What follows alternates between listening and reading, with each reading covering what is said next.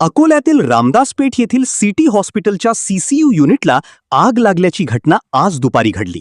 या घटनेमुळे एकच खळबळ उडाली। रुग्णांमध्ये भीतीचे वातावरण निर्माण झाले। आग लागताच रुग्णांना बाहेर काढण्यात आले। तसेच आग विझविण्यासाठी अग्निशमन दलाच्या 2 बंब आले होते। आग आटोक्यात आली असून या आगीमध्ये सुदैवाने कुठलीही जीवितहानी झाली नाही। काय घटना घडली होती काय सांगा? मी नरेंद्र पुरुषोत्तम तातुरकर, मी राहणार दाखवले। माझा मिसेसचा परवा दिवशी ऑपरेशन झालं आणि मी डब्बा आणायला घरी गेलो तर मला फोन आला इथं आग लागली म्हणून। तर मी तसंच इथं पोहोचलो तर वरते पूर्ण धुवा, समोर तर काही दिसत नव्हतं। तर मला वरते जाऊ देत नव्हतं कोणी, पेशंट सारा वरते लटकेल।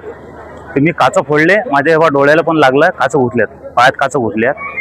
तर कोणी जाऊन नाही देऊन राहिलं वरते। तर माझ्यासोबत माझी मिसेस आणि 8 जण खाली आणले। मी तसं केअर हॉस्पिटलले ॲडमिट केलं सरांनी। मी इथं नव्हतं ना, ते म्हणतात की जसं एसी ब्लास्ट झाला म्हणतात ते। अकोल्यातील सिटी हॉस्पिटलमधील सीसीयू युनिटला आग लागली।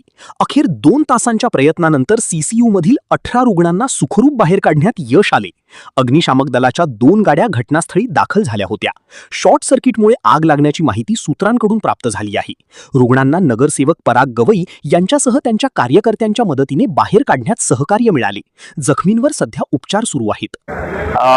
साधारण 1:15 वाजेच्या दरम्यान सिटी हॉस्पिटलला आग लागल्याची माहिती रामदासपेठ पोलीस स्टेशन आणि आम्हाला मिळाली। त्या अनुषंगाने तात्काळ फायर ब्रिगेडच्या ज्या गाड्या आहेत, फायर ब्रिगेडच्या गाड्या इकडे आम्ही रवाना केल्यात। रामदासपेठ पोलीस स्टेशनचा संपूर्ण स्टाफ, रामदासपेठ PI आणि त्यांना मदतीसाठी सिटी कोतवाली पोलीस स्टेशनचे प्रभारी अधिकारी गवई साहेब या पूर्ण स्टाफचा आम्ही इकडे रवाना केले। त्या दरम्यान जे हॉस्पिटलमध्ये एकूण 18 पेशंट असल्याची माहिती आम्हाला प्राथमिक माहिती मिळाली। सर्वचे सर्व 18 पेशंट जे आहेत ते सुखरूप आहेत। त्यांना निरामय हॉस्पिटल आणि केअर हॉस्पिटल या 2 हॉस्पिटलमध्ये शिफ्ट करण्यात आलेलं आहे। बाकी जे MSCB आणि इलेक्ट्रिसिटीशी संबंधित जे अधिकारी आहेत तर त्यांच्याकडून बाकी पुढचा अहवाल आम्ही घेऊ की नेमकं कारण यामागचं काय होतं। आता प्रथमदर्शनी त्याच्यामध्ये शॉर्ट सर्किट असल्याचं ते माहिती मिळत आहे।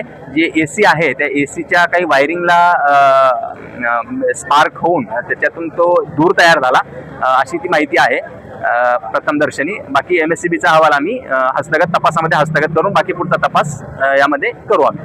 थँक्यू।